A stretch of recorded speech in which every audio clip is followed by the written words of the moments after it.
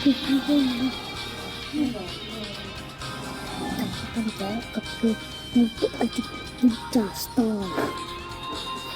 นนะครับเรามาเล่นกันเลยนะครับไปกันเลยที่ตัวเองนะครับหมูสู้สตอรี่ก็มีจะมาเล่นอย่าสู้กันเลยเดี๋ยวมันจะเป็นอะไร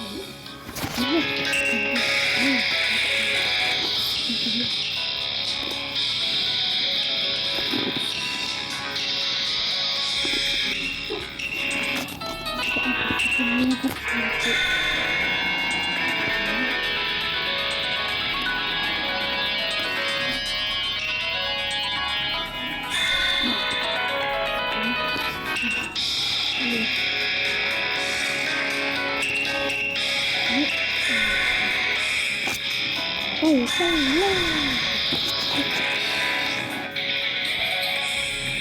มีเด็กมีดิสจีมี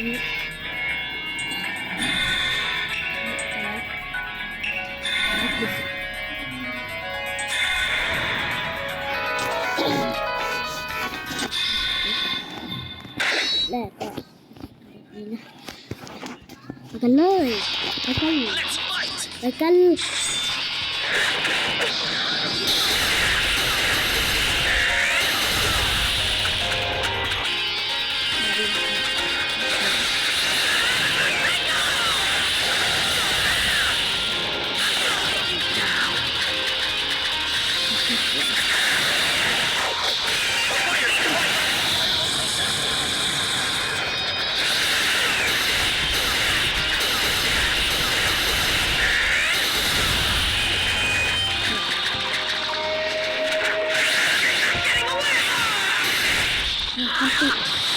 ทำติดนะครับ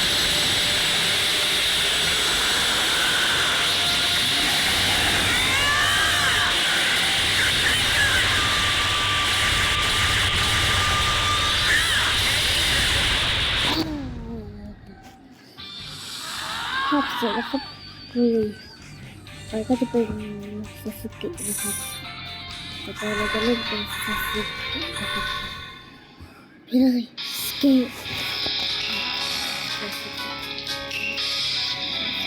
อย่างนี้เลยอันนี้ชุดอีกอย่างนี้จะมี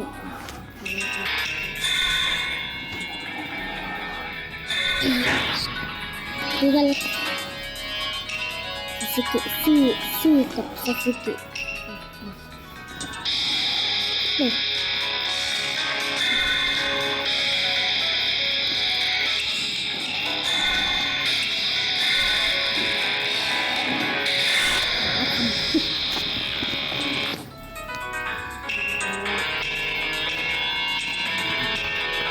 ไม่หยุดเลยเอาเลย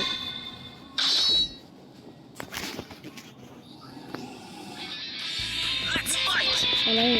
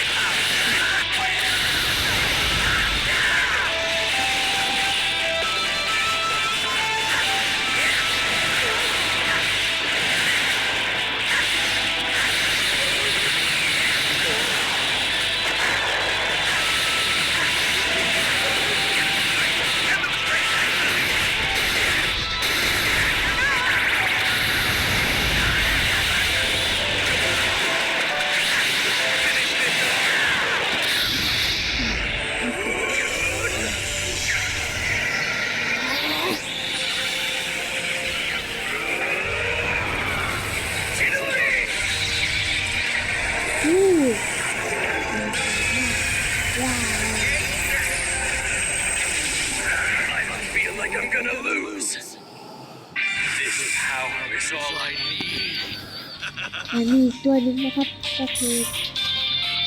ลักลีนะครับลักลี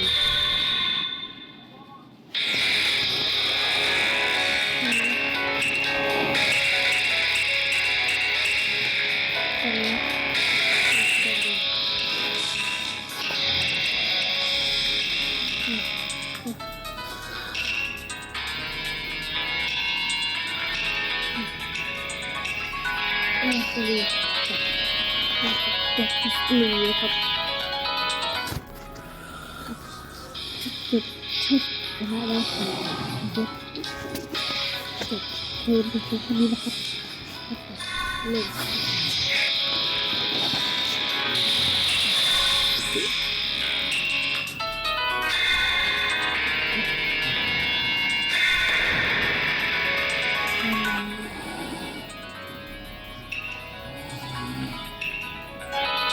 ตรงนี้แหละ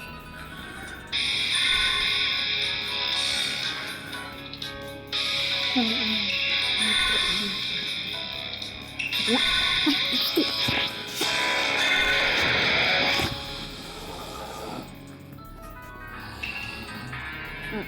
แบบนี้ม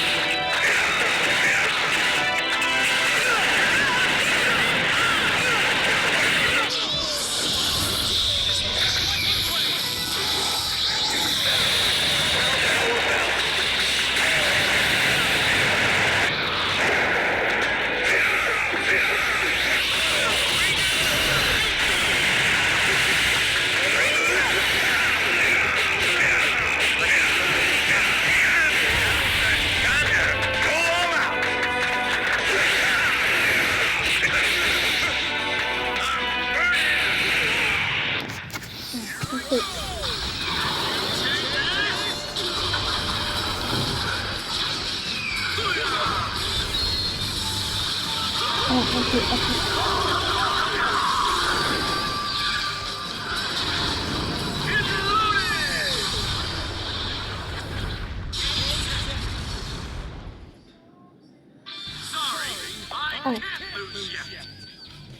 วันนี้จบไปแค่นี้นะครับบ๊ายบายครับบ๊ายบาย